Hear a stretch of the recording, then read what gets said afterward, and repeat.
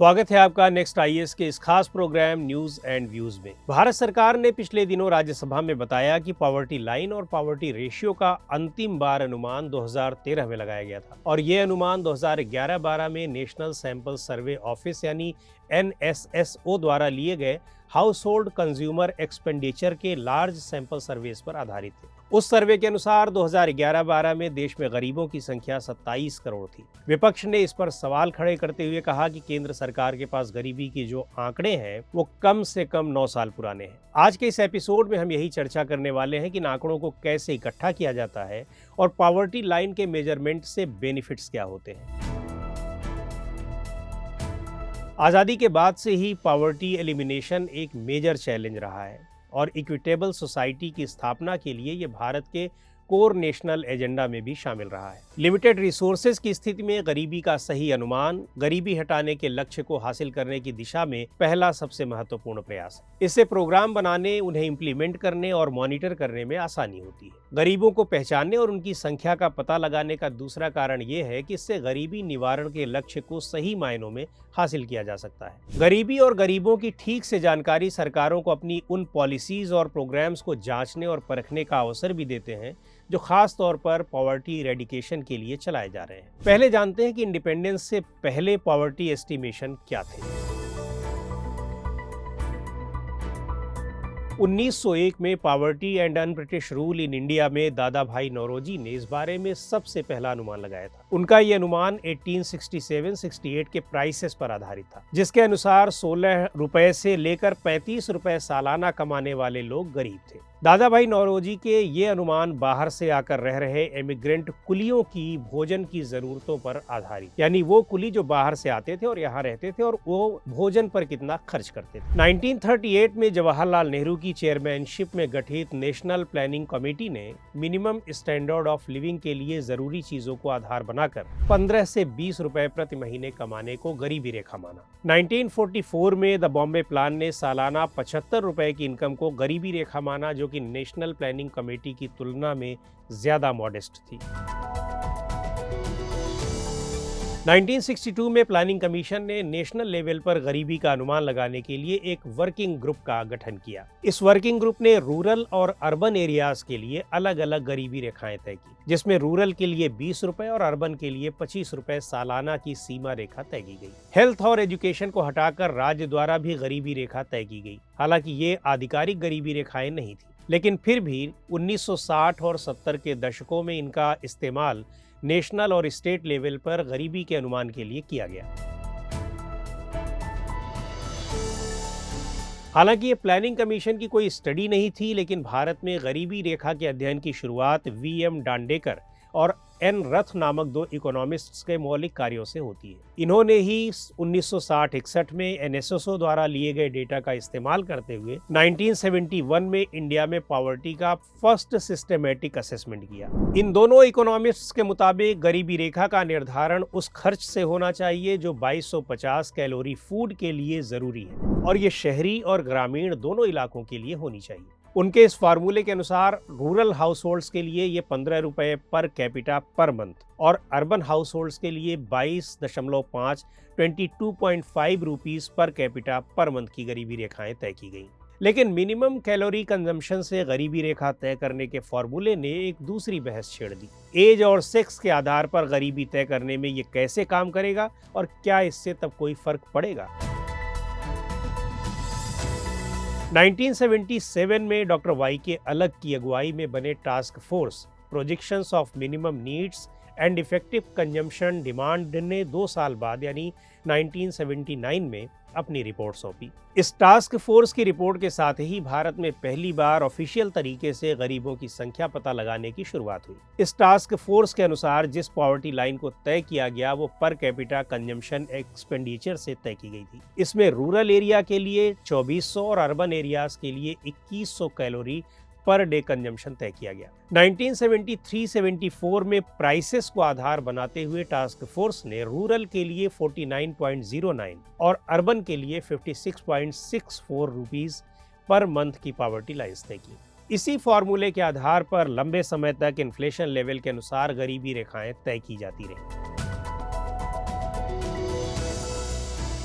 1991 में डीटी लकड़ावाला की अध्यक्षता में एक एक्सपर्ट ग्रुप का गठन किया गया, जिसका काम गरीबी के एस्टिमेशन के लिए जो मेथोडोलॉजी अपनाई जा रही थी उसे रिव्यू करना था। इस एक्सपर्ट ग्रुप ने जो सुझाव दिए वे कुछ इस प्रकार हैं। कंजम्पशन एक्सपेंडिचर को कैलोरी कंजम्पशन के आधार पर निकालना चाहिए। स्टेट स्पेसिफिक जो पॉवर्टी लाइंस हैं उन्हें अर्बन के लिए consumer price index of industrial workers यानी CPI-IW और रूरल के लिए एग्रीकल्चर लेबर CPI-AL के अनुसार अपडेट करते रहना चाहिए। नेशनल अकाउंट्स स्टैटिस्टिक्स पर आधारित स्केलिंग ऑफ पॉवर्टी एस्टिमेट्स को बंद किया जाना चाहिए।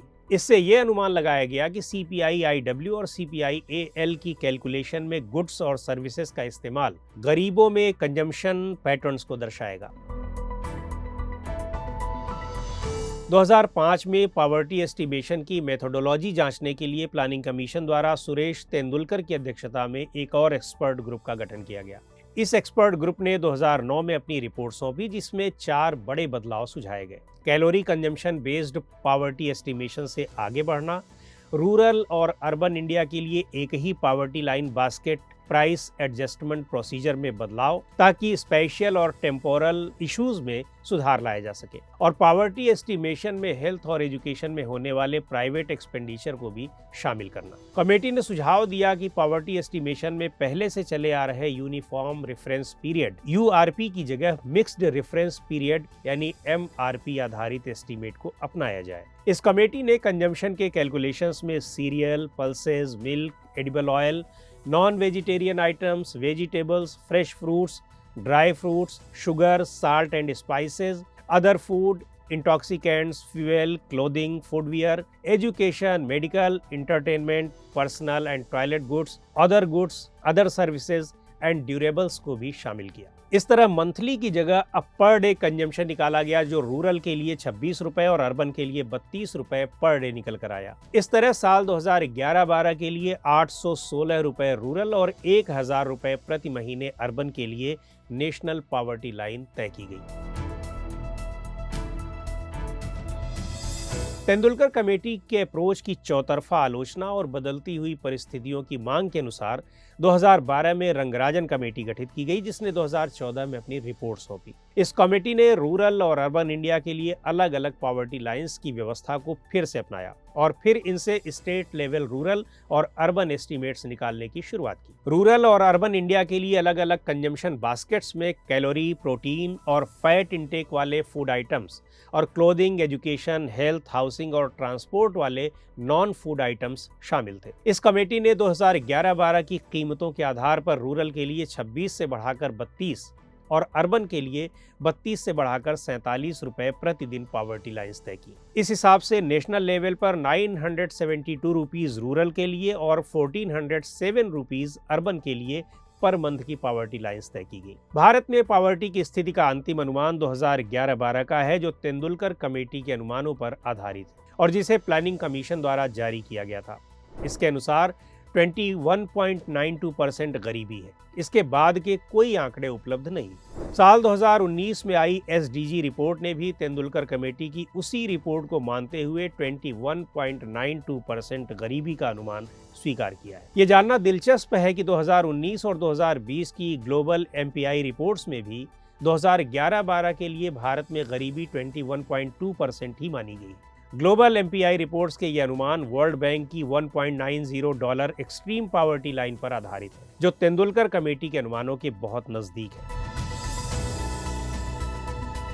यूनाइटेड नेशंस डेवलपमेंट प्रोग्राम और Oxford poverty and human development initiative द्वारा 2010 में लॉन्च की गई गरीबी का पता लगाने वाली ये मल्टी डायमेंशनल पॉवर्टी इंडेक्स 100 से ज्यादा देशों को कवर कर रही है। पॉवर्टी और डिप्राइवेशन को जांचने में इनकम को एकमात्र इंडिकेटर मानने से आगे जाकर ये इंडेक्स 3 डायमेंशंस में 10 इंडिकेटर्स को लेती है।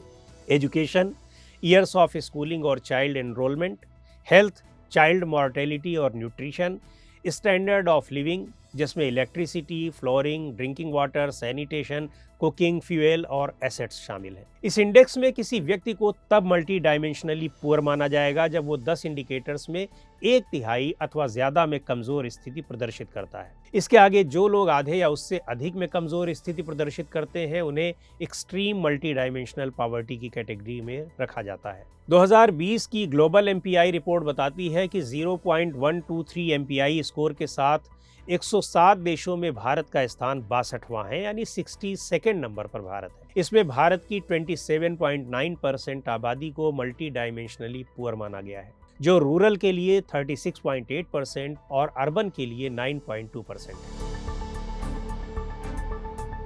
2021 में नीति आयोग ने पहली बार national multi dimensional poverty index NMPI जारी की। इस रिपोर्ट का नाम national multi dimensional poverty index baseline report based on NFHS4 2015-16 है। मल्टी डायमेंशनल पॉवर्टी इंडेक्स के कैलकुलेशन के लिए 12 इंडिकेटर्स को लिया गया है और ये इंडिकेटर्स अलग अलग हेल्थ, एजुकेशन और स्टैंडर्ड ऑफ लिविंग डायमेंशंस पर आधारित है। इस इंडेक्स में 51.91% के साथ बिहार पहले, 42.16% के साथ झारखंड दूसरे और 37.79% मल्टी डायमेंशनली पुअर के साथ उत्तर प्रदेश तीसरे नंबर पर है। केरल 0.71%, गोवा 3.76% और सिक्किम 3.82% में मल्टी डायमेंशनली पुअर की सबसे कम पॉपुलेशन परसेंटेज है। बात अगर यूनियन टेरिटरीज की करें तो दादरा एंड नगर हवेली 27.36% के साथ पुअरेस्ट यूटी है। वहीं पुडुचेरी में 1.72% के साथ सबसे कम मल्टी डायमेंशनली पुअर लोग हैं। तो आज के एपिसोड में इतना ही। अगले एपिसोड में हम फिर एक नए टॉपिक के साथ हाजिर होंगे। आपको ये प्रोग्राम कैसा लगा हमें कमेंट करके बताइए। आप अपने सुझाव भी हमें भेज सकते हैं।